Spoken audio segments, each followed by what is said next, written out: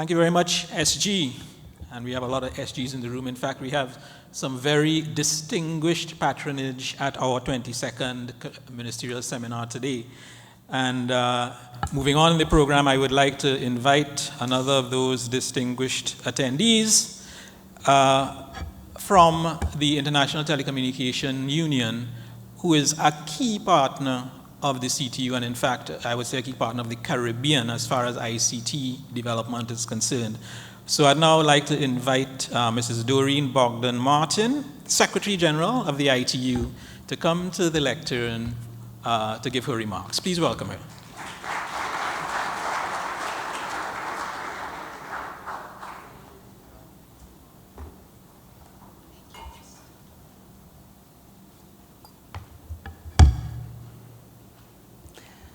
Good morning.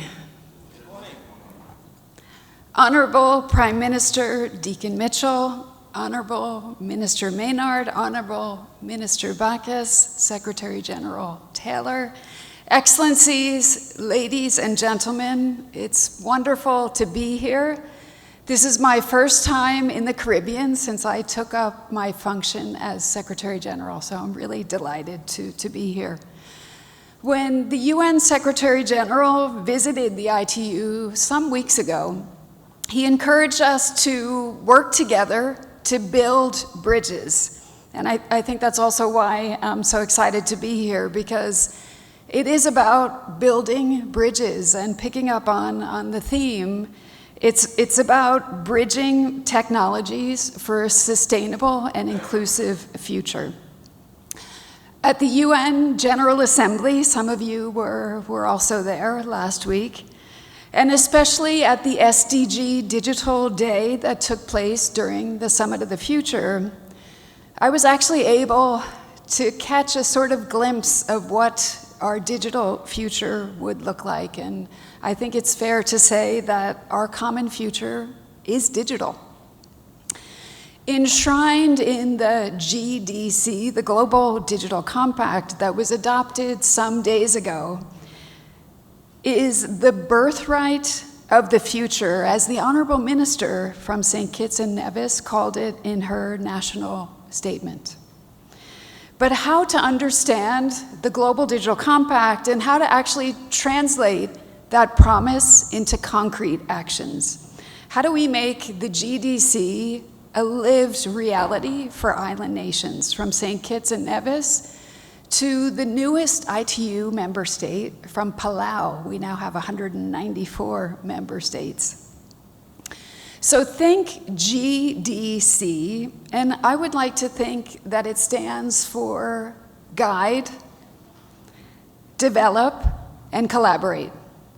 So guide on how to use technology, including artificial intelligence, how to use it safely, how to use it meaningfully by building skills for young people and old people, while prioritizing the needs of the most vulnerable, and of course that includes children.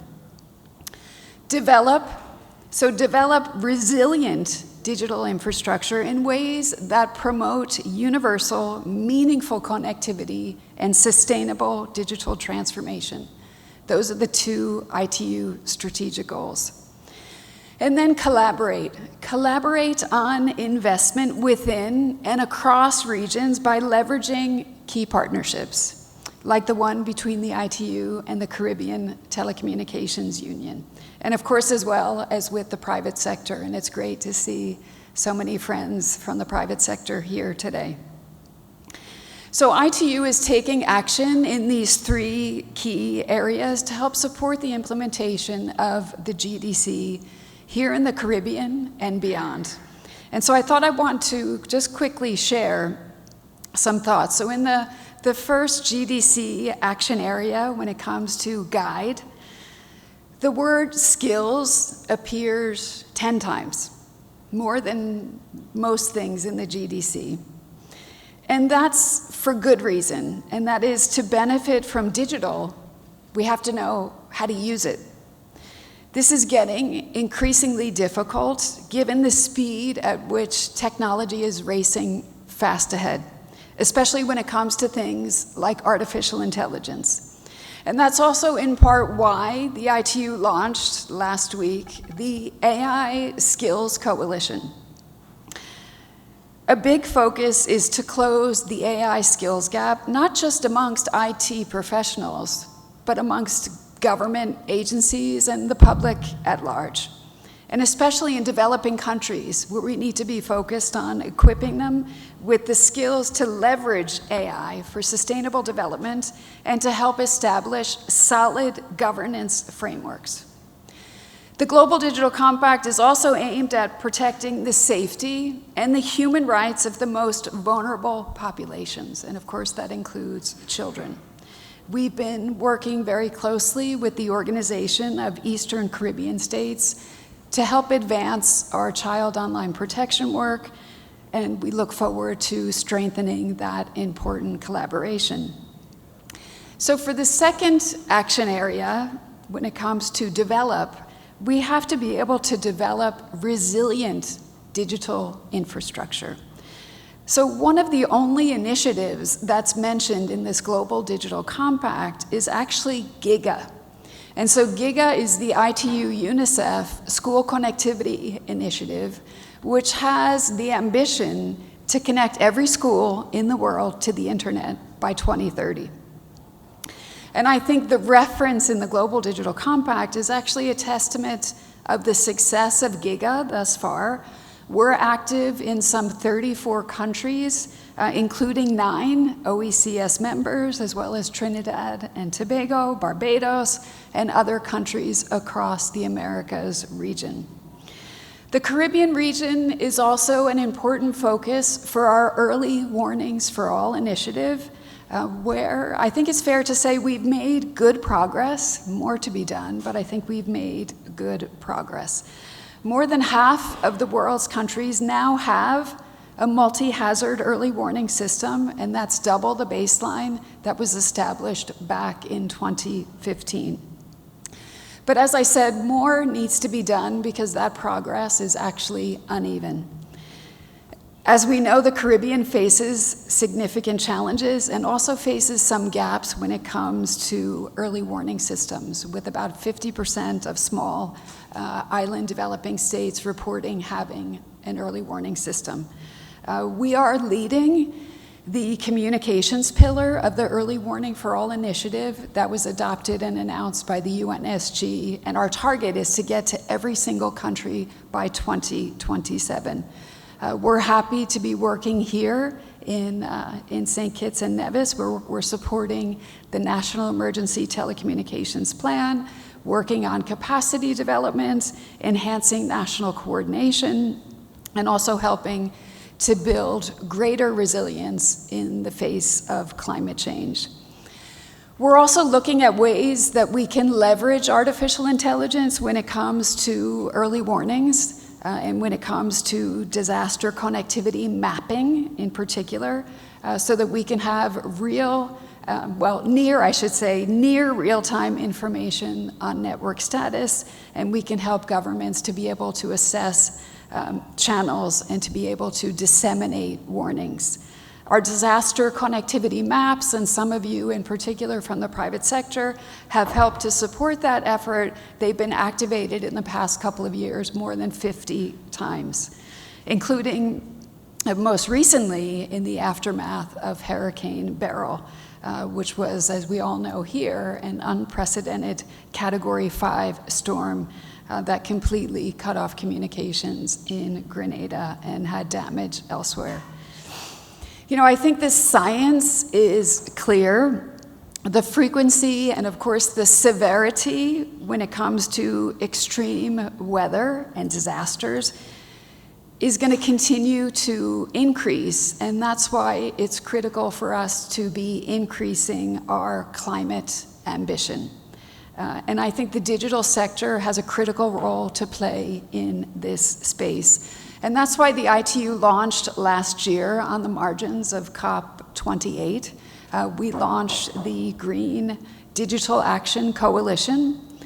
And the Green Digital Action Coalition is all about keeping the digital sector accountable so that we can stay on track to hit that 1.5 degree target that was that was set in the Paris Agreement, and it's a target that SIDS depend upon. And that also brings me to the third GDC action area and my last point here, which is the C. And this just came up in our ministerial chat that we had this morning. And that C is about collaboration. And ahead of COP29, we are calling on the entire digital ecosystem. We're calling on all of you here today to help us in terms of raising the climate ambitions even higher. We need to come together, and at COP29, it's a perfect opportunity for our sector, as the Azerbaijan government has decided to put in place a ministerial track for digital.